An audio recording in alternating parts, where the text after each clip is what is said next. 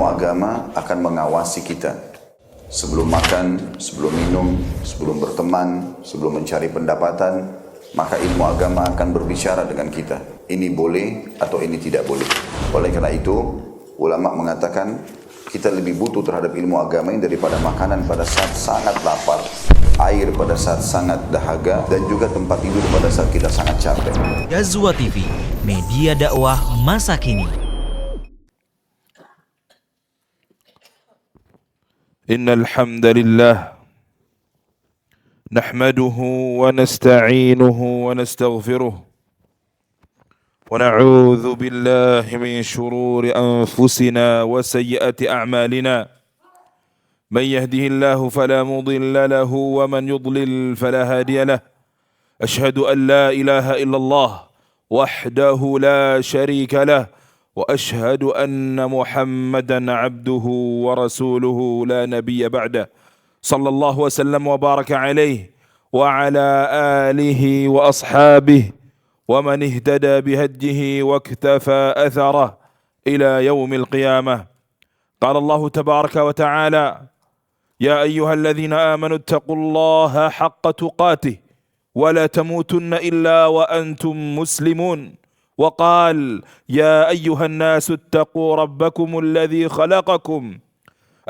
خلقكم من نفس واحدة وخلق منها زوجها وبث منهما رجالا كثيرا ونساء واتقوا الله الذي تساءلون به والأرحام إن الله كان عليكم رقيبا.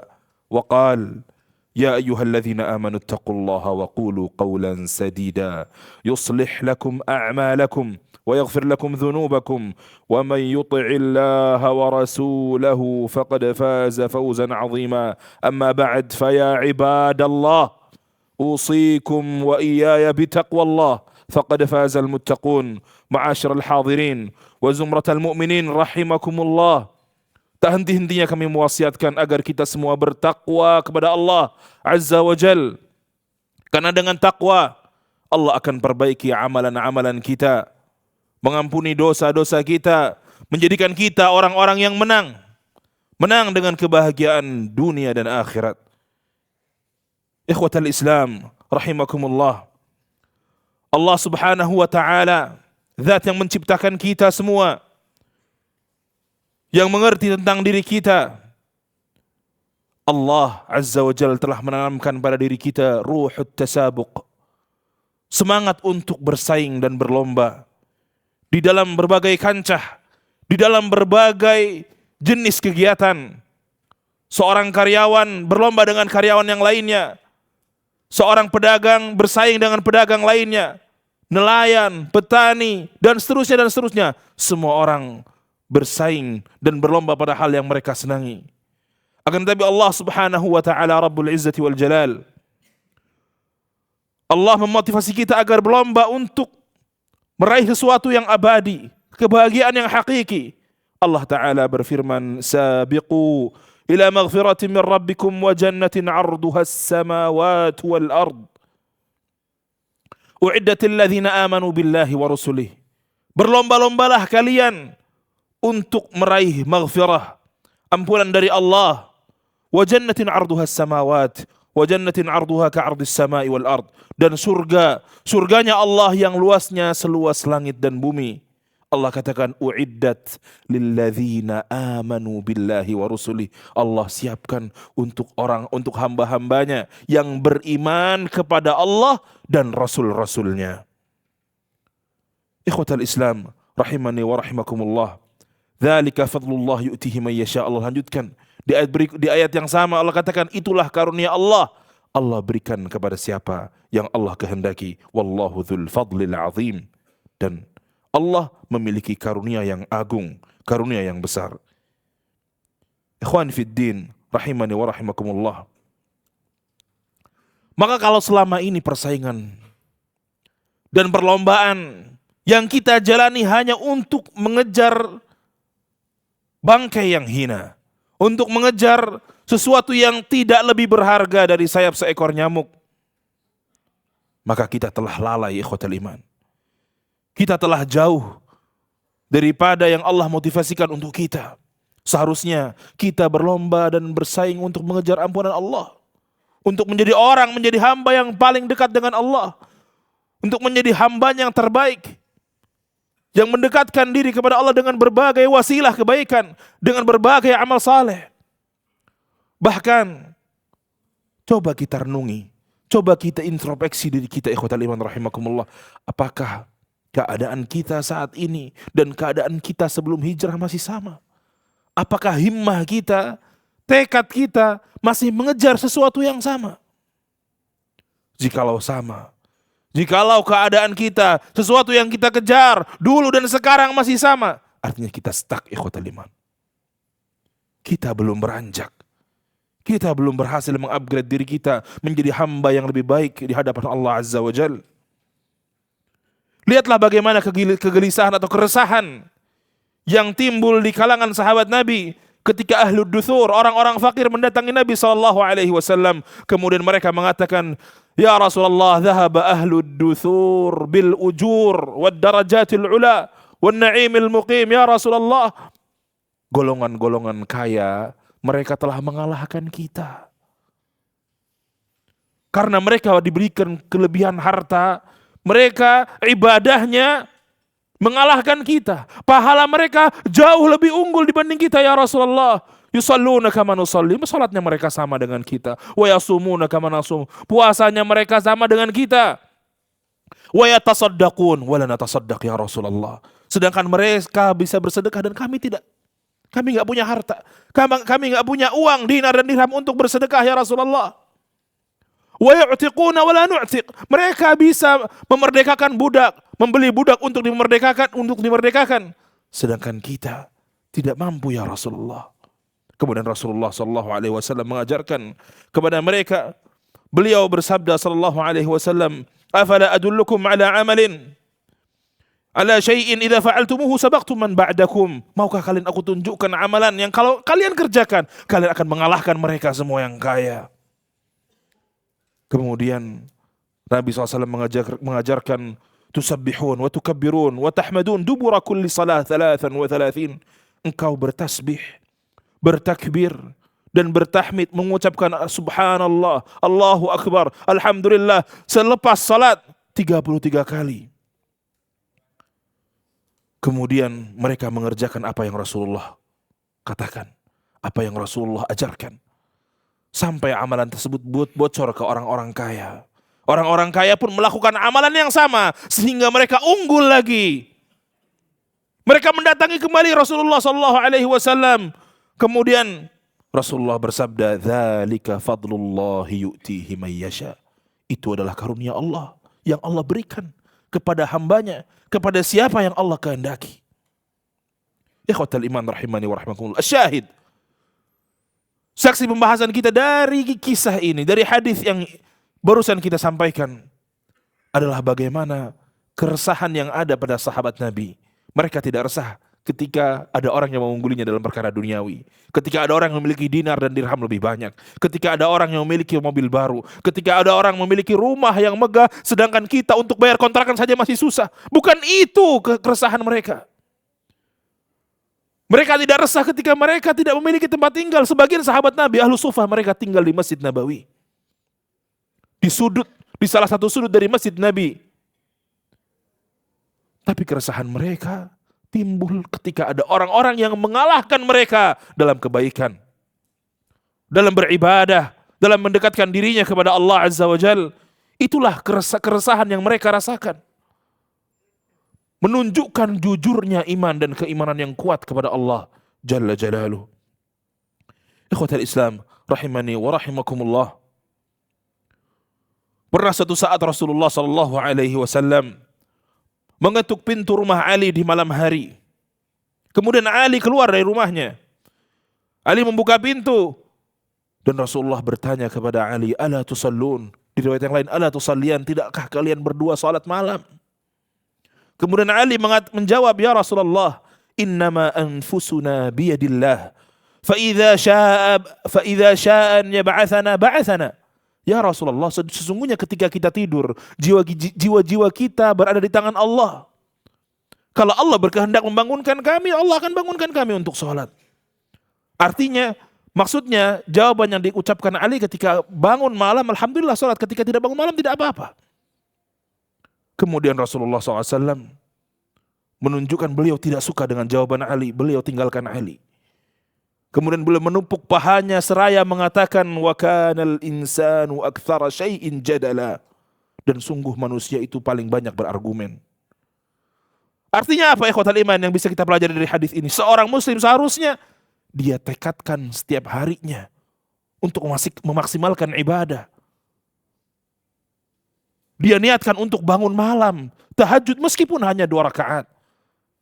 Meskipun hanya 3 rakaat, meskipun hanya 5 rakaat. Dia harus tekadkan itu. Walaupun mungkin dia belum tentu bangun malam. Tidak boleh dia tidur dalam keadaan merasa, nanti kalau saya bangun saya sholat. Kalau saya tidak bangun, artinya saya nggak perlu sholat. Itu yang ingin diajarkan oleh Rasulullah SAW. Jangan kita membuat-buat alasan, saya capek, saya sibuk sehingga saya tidak bisa membaca Al-Quran. Sehingga saya jauh dari Al-Quran. Toh saya mencari nafkah untuk keluarga saya, dan seterusnya dan seterusnya. Ikhwatal iman rahimani wa rahimakumullah. Apakah berani kita ucapkan argumen kita itu di hadapan Allah Subhanahu wa taala? Sedangkan Allah lah yang menciptakan kita. Allah yang paling mengerti tentang kita. Allah yang memberi kita rizki. Allah pula yang memberi kita kenikmatan dan waktu luang untuk bisa beribadah dan mendekatkan diri kepadanya. Ikhwatal iman rahimani wa rahimakumullah. Kalau selama ini kita belum masuk ke arena perlombaan tersebut, arena persaingan orang-orang saleh, atau bahkan himmah, sekedar motivasi pun kita tidak memiliki, artinya ada yang salah pada diri kita. Maka kita harus perbaiki kembali diri kita, kembali kepada Allah. Tunjukkan kita ingin menjadi hamba Allah yang lebih baik. Tunjukkan tekad dan usahanya. Kalau kita ingin lebih mendekatkan diri kepada Allah Jalla Jalaluh. Barakallahu li wa lakum fil Qur'anil azim wa nafa'ani wa iyyakum bima fihi minal ayati wa dhikril hakim. Aqulu qawli hadha wa astaghfirullahal azim li wa lakum fastaghfiruhu innahu huwal ghafurur rahim.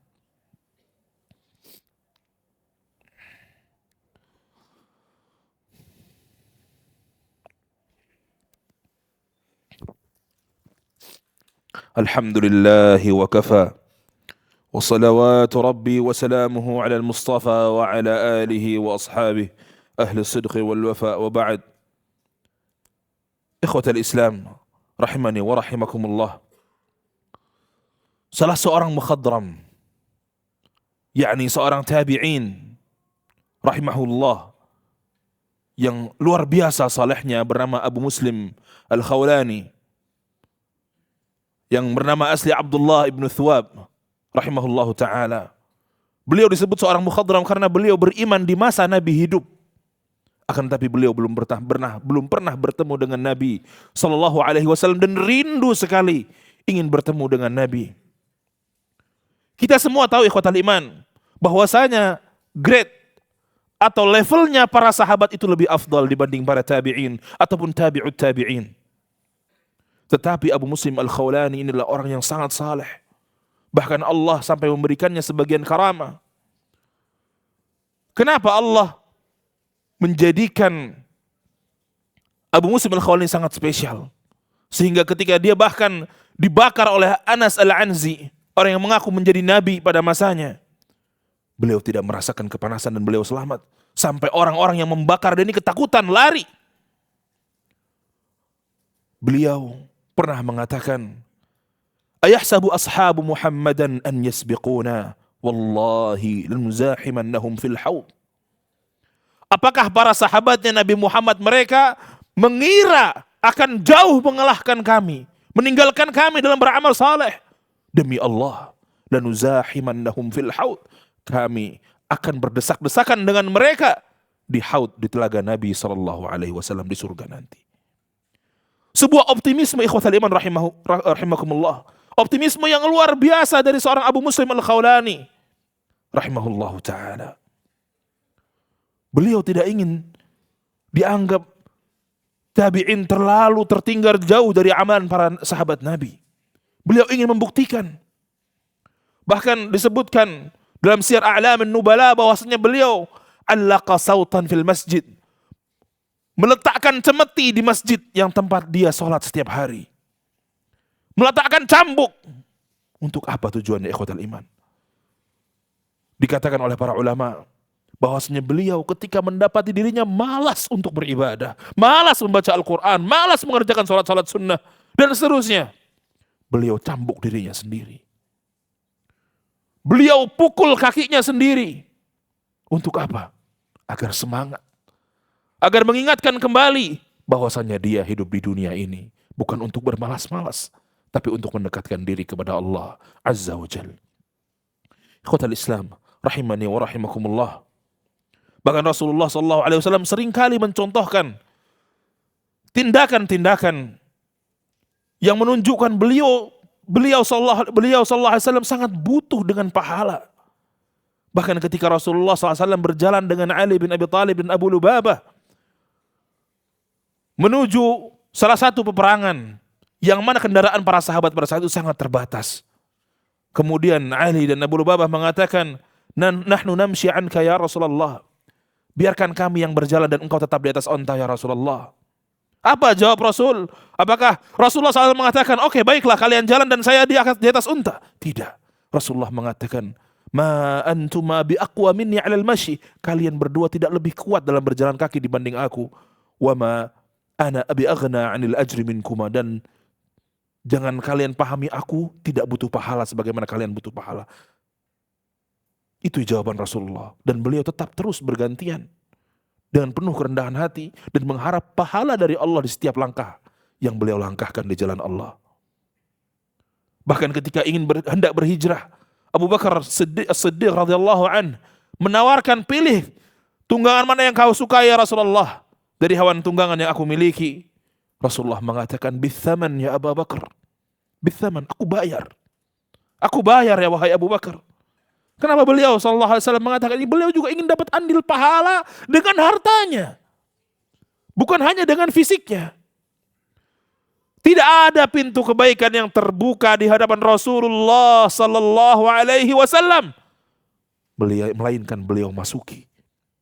Tidak ada kesempatan untuk beramal saleh melainkan beliau kerjakan. Itu yang dicontohkan oleh baginda Nabi Muhammad sallallahu alaihi wasallam dan juga para sahabatnya.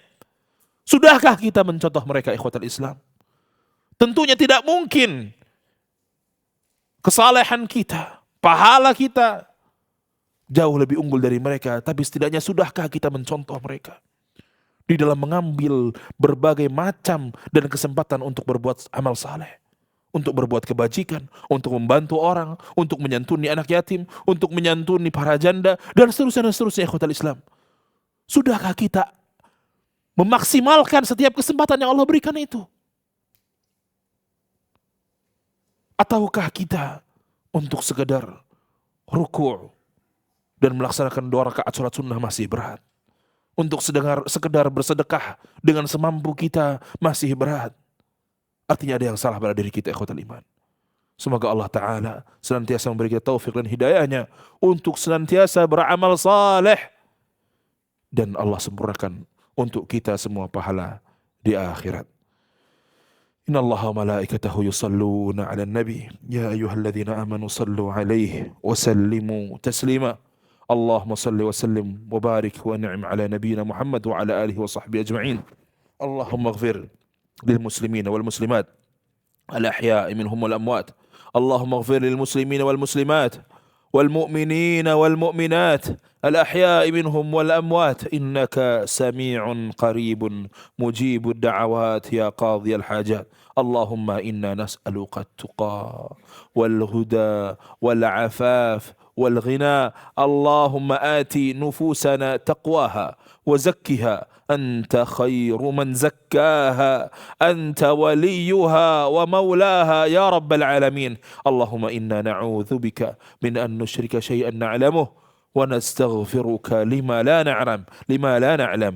ربنا اغفر لنا ولوالدينا وارحمهم كما ربونا صغارا. ربنا آتنا في الدنيا حسنة وفي الآخرة حسنة وقنا عذاب النار. وصلى الله وسلم على نبينا محمد وعلى آله وصحبه أجمعين. أقم الصلاة.